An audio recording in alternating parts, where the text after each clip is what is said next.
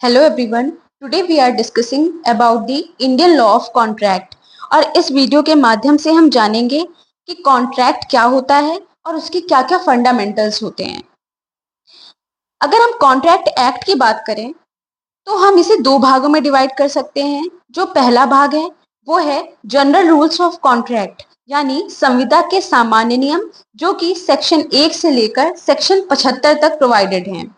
इसके अंतर्गत हम देखते हैं कि कॉन्ट्रैक्ट क्या होता है, उसके क्या क्या एसेंशियल एलिमेंट्स हैं और कॉन्ट्रैक्ट को हम किस तरीके से इन्फोर्स करा सकते हैं, यानी संविदा का अनुपालन किस रीति से किस ढंग से किया जा सकता है। दूसरे भाग की बात करें तो rules for specific type of contract यानी विशिष्ट प्रकार की संविदा के लिए नियम, जो कि सेक्शन 124 से लेकर सेक्शन 238 तक में प्रोवाइडेड हैं।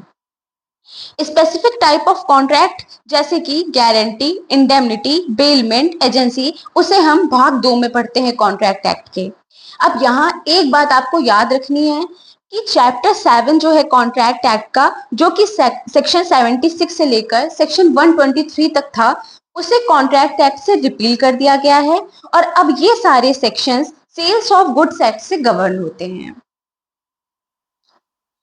अब आगे हम देखते हैं कि कॉन्ट्रैक्ट क्या होता है। तो अगर हम एक बेसिक लेमैन लैंग्वेज में समझें तो कॉन्ट्रैक्ट का मतलब होता है दो लोगों के बीच अगर किसी भी तरीके का कोई भी ट्रांजैक्शन हो रहा है, कोई भी संव्यवहार हो रहा है, तो उसे हम कॉन्ट्रैक्ट कह देते हैं। लेकिन जब हम इसकी डेफिनेशन देखते हैं तो हम देखते हैं कि a contract is a legally binding agreement between two और more parties that creates mutual obligations enforceable by law. यानी जो संविदा है वो एक ऐसा करार होता है जो दोनों ही पार्टीज पर कुछ दायित्व आरोपित करता है, जिसे हम न्यायालय द्वारा प्रवर्तनीय करा सकते हैं। यानी यहाँ पर दो पार्टीज हैं और दोनों के ऊपर कोई ना कोई दायित्व है और अगर कोई भी पार्टी अपना दायित्व पूरा नहीं करती है तो हम कोर्ट जा सकते हैं ताकि वो अपना दायित्व पूरा करे। ठीक है, मतलब उसे हम कोर्ट द्वारा प्रवर्तित करा सकते हैं। अब हम देखते हैं कि कॉन्ट्रैक्ट एक्ट के सेक्शन 2H में जो कॉन्ट्रैक्ट की डेफिनेशन दी गई है उसमें बताया गया है कि an agreement enforceable bye law, यानी एक करार जो विधिता प्रवर्तनीय है उसे हम संविदा कहते हैं। वही बात जो ऊपर वाली डेफिनेशन में बताई गई थी कि कोई भी ऐसा करार, दो लोग अगर आपस में कोई भी करार करते हैं जिसे हम कोर्ट द्वारा प्रवर्तित करा सकते हैं, न्यायालय द्वारा प्रवर्तित करा सकते हैं, तो उसे हम संविदा कह देते हैं। इसे हम एक इलस्ट्रेशन के माध्यम से समझने की कोशिश करते हैं। There is an agreement between X and Y that X will construct a house for Y.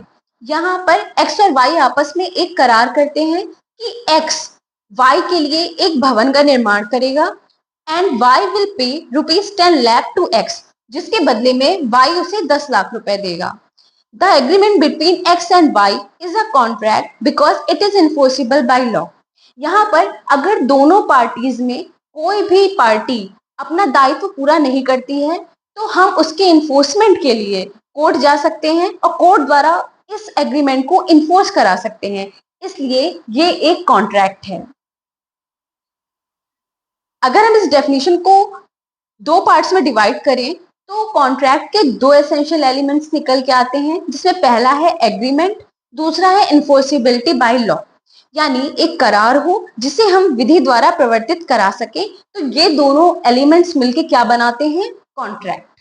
यानी एक संविदा के लिए क्या क्या होना जरूरी है? एक करार का और दूसरा वह करार जो कि विधिता प्रवर्तनीय है। तो ये दोनों मिलकर बना देते हैं एक संविदा।